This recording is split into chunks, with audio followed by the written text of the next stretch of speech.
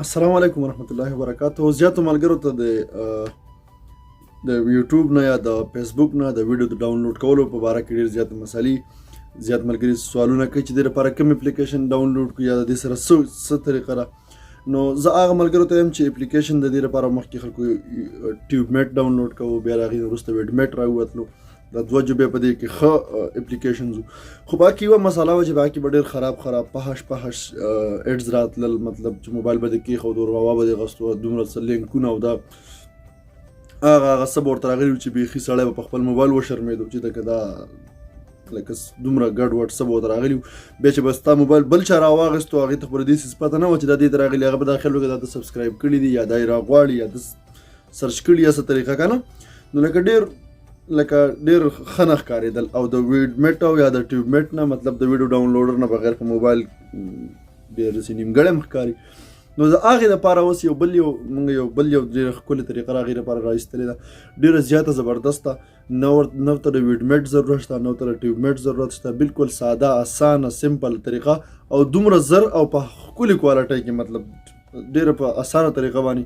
نو هغه طریقه ستاسو ټیم نه خرابوم، راځئ طریقه را سره وګورئ. زه د موبایل سکرین ته او مخکې تاسو په خپله وګورئ انشاءالله. که بیا چاته څه مسله وه په کمنټ کې ویلی شئ ماته، زه به تاسو د هغې جواب در کوم چې انشاءالله څه مسله خیر سره بیا په هغې باندې به بیا بحث کوو. راځئ فیسبوک نه یوه ویډیو ډاونلوډ کوو، بیا را خیره سره ځو د یوټیوب نه یوه ویډیو ډاونلوډ کوو. ډېره اسانه طریقه، ډېره ښکلې طریقه، انشاءالله تاسو ته به ډېره زیاته فایده د هغې نه میلاو شي. راځئ راځئ اوس ځو دا ویډیو چې کومه ده دا ویډیو چې کومه ده زه ډاونلوډ کوم. صحیح شوه دا ورکوټ ویډیو ده، صحیح شوه دا ویډیو اوس زه ډاونلوډ کوم. داسې به وکړئ، ګورئ دا درې ټاکې چې کوم دي دا بره دا درې ټاکې چې کوم دي دا به داسې وي. بیا به لاندې راشي کاپي لینک په یخ کې چې کوم دی کاپي لینک، د دې ځای نه ما لینک د ځان څخه کاپي کو.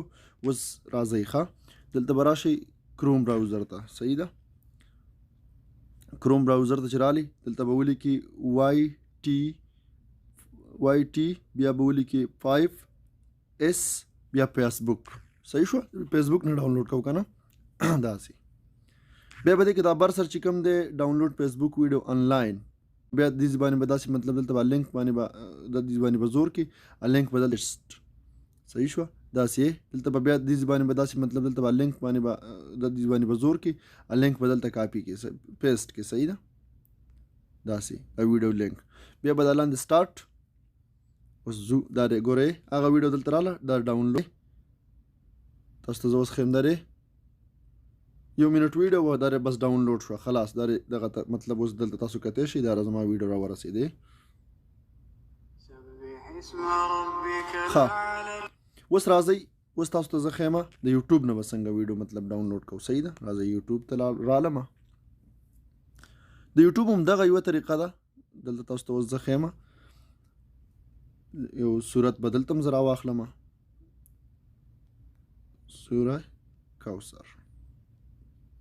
صحیح شوه، دا تاسو اوس کتی شئ دا چې کوم دی دا به زه ځان سره ډاونلوډ کړم دا ختم شو.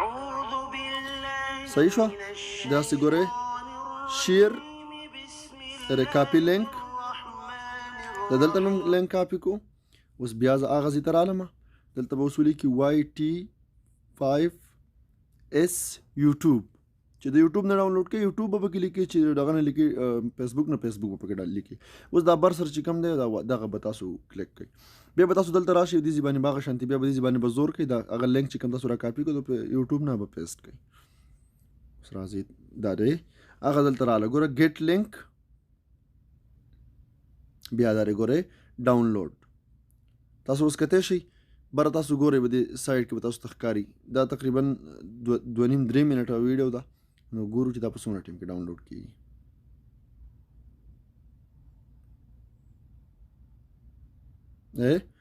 ما سره ډاونلوډ شو، دغه ما سره ډاونلوډ شو. نو دغه د طریقه وه او انشاءالله په کوم ځای کې پې نه پوهېدئ بیا ما ته واپس هم ویلی شئ، زه به تاسو واپس بیا ما ته په کمنټ کې ویلی شئ او زه به تاسو پوهه کوم انشاءالله. ډېره اسانه طریقه ده، ډېره ښکلې اسانه طریقه ده. زه به دا مطلب دا یوټیوب او دا د فیسبوک چې کوم ډاونلوډر دا کوم لینکونه دي دا به خیر زه په ډسکرپشن کې ورکم تاسو راغی نم ځان شي کولای ښه